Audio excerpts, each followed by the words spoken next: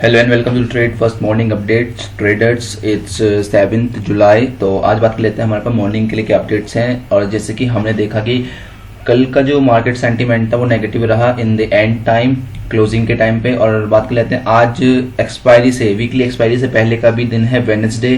तो आज का दिन बहुत ही ज़्यादा वोलेटाइल होगा।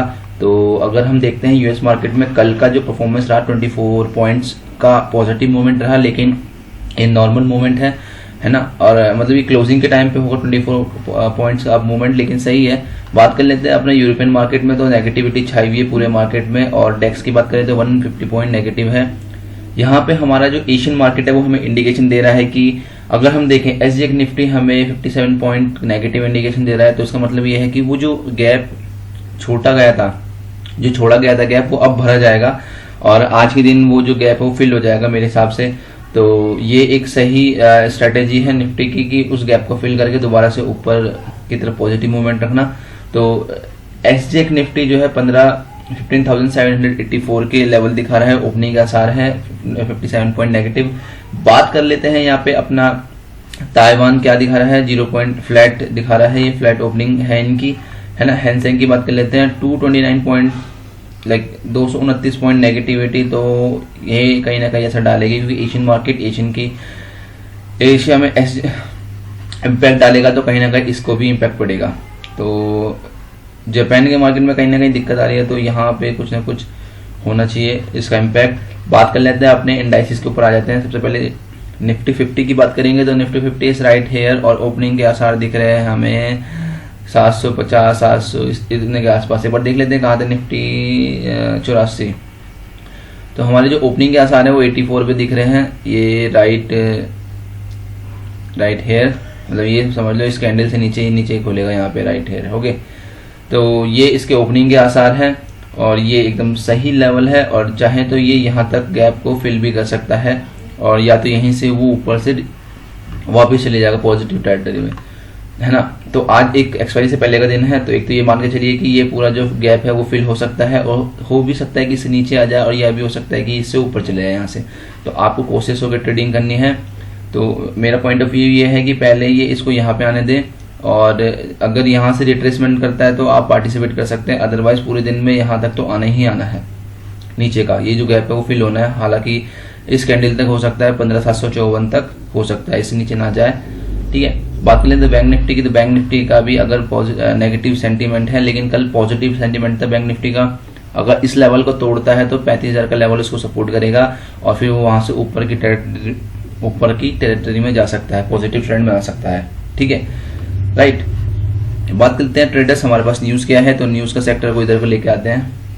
तो अब अगर हम न्यूज़ की बात करते हैं तो जैसे कि हमने बात करा था कि एसजीएक्स निफ्टी नेगेटिव ओपनिंग का आसार दे रहा है, वो सही बात है। एंड बात करते हैं बैन में कौन कौन से स्टॉक है हमारे पास, आईबुल, Indiabulls housing, Nelco, NMDC, PNB. तो पीएनबी भी आ गया है नेगेटिविटी में। तो ये आपके पास हैं जो स्टॉक बैन में रहने वाले हैं एफ&ओ में। बात कर लेते हैं यहाँ पे हमारे पास स्टॉक इन वॉच में कौन कौन से है कि RBL, Titan, Kotak bank, Bajaj auto, TVS motor, Sobha, एम&एम, RBL bank, credit access, Grameen. तो ये हमारे पास कुछ स्टॉक है जिनको हमें नजर रखनी है क्योंकि कुछ ना कुछ इनके बारे में न्यूज आई होगी तब ये यहाँ पे हैं।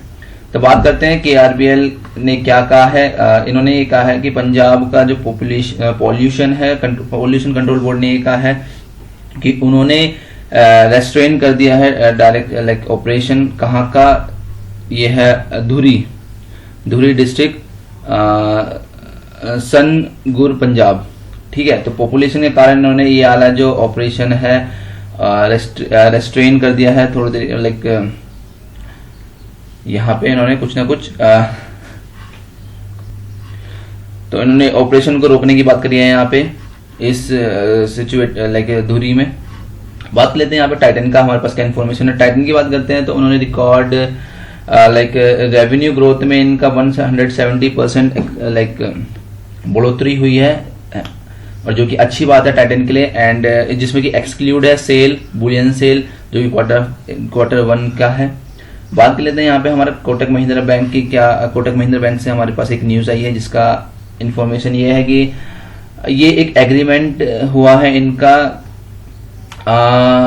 रेडेंटिंग इन्फोटेक, इसका नाम है रेडेंटन इन्फोटेक प्राइवेट।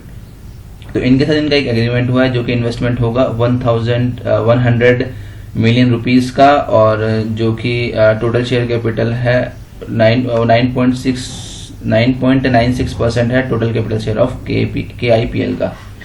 बात कर लेते हैं बजाज ऑटो से, हमारा क्या मानना है। रिड्यूस करा है इन्होंने प्राइस डोमिनार का 250 सीसी का, और कंपनी कह रही है इसे अवेलेबल एट द प्राइस, अब ये 1,54,176 के आसपास मिलेगी दिल्ली के शोरूम प्राइस पे। ओके, और जो कि 16,800 एक लेस देन प्राइस है जो कि पहले हुआ करते थे, उनसे कम है। बजाज ऑटो की बात करते हैं, इन्होंने क्या यही न्यूज थी जो हम दोबारा पढ़ रहे हैं। टीवीएस मोटर ने लॉन्च किया है tech loaded powerful TVS Ntorq 125 race XP. तो उन्होंने भी एक नया व्हीकल लॉन्च कर दिया है टीवीएस ने, जो कि टेक्नोलॉजी से ही अपलोडेड है या फुलफिल है पूरा। सोबा कंपनी की तरफ से भी न्यूज है, कंपनी ने क्या है नॉर्मली से will return in the second half financial 2021-22। तो इनका मानना है कि इनका जो काम में मंदी चल रही थी अब उसमें सुधार आएगी, वापस वो अपना क्या करेंगे, नॉर्मल हो जाएगा जो भी इनका कार्यक्रम था, जो भी इनके प्लान्स थे या जिनके ऊपर ये काम करते थे, है ना। और है plan a new launch of 13.35 million square foot and intent to be take it ahead. तो इनके पास कुछ प्लान भी है, कंपनी से उनके पास प्लान है कुछ लॉन्च करने का 13.35 मिलियन स्क्वायर फुट। तो ये इनके पास कुछ प्लान है। बात करते हैं सोबा, दोबारा से सोबा ने क्या कहा है, टोटल सेल का जो इनका वैल्यू आया है क्वार्टर फर्स्ट का 6.83 बिलियन रुपीस वर्सेज 4.88 बिलियन। तो देखिए इनके जो क्वार्टर फर्स्ट जो है 2022-21-22 का, उसमें भी इनका बढ़ोतरी हुई है, और 2 समथिंग इनकी बढ़ोतरी हुई है, 1 कुछ। तो बात कर लेते हैं, company says average cost of borrowing has been further come down during quarter. और जिन्होंने बोरोइंग्स लिया, उधार लिया, उसमें भी फर्दर कम डाउन आएगा, जो इनके रीपे कर देंगे जिनसे इन्होंने पैसे लिए हैं। बात करते हैं M&M की तरफ से क्या न्यूज़ है। तो कंपनी कह रही है today sign a power directly agreement with the renewable sunlight energy, और sunlight has been supply solar power to the company as the capacitive user. तो M&M एक मतलब साइन कर इन्होंने एक एग्रीमेंट कर लिया है सनलाइट एनर्जी, जो कि रिन्यूएबल सनलाइट एनर्जी है, तो ये भी एक अच्छी बात है। ओके, बात कर लेते हैं यहाँ पे आरबीएल बैंक का भी यही कहना है कि deposit for the June quarter up 20% provisional 774.8 billion rupees. तो प्रोविजनल रखना प्रोविजनल से रिलेटेड इनका कुछ मानना है, जून क्वार्टर के 21% प्रोविजन, ठीक है। तो इनका कुछ टेक्निकल टर्म से रिलेटेड है, लेना देना। तो एक बार हमारे ऊपर चले गया, कहाँ गया तो आ गए हम आरबीएल बैंक पे। तो डिपॉजिट से रिलेटेड है इनका डिपॉजिट पे क्वार्टर 4 जून के क्वार्टर का 21% का प्रोविजनली 7.44, ठीक है। तो आप देख लेना एक बार आरबीएल की न्यूज़।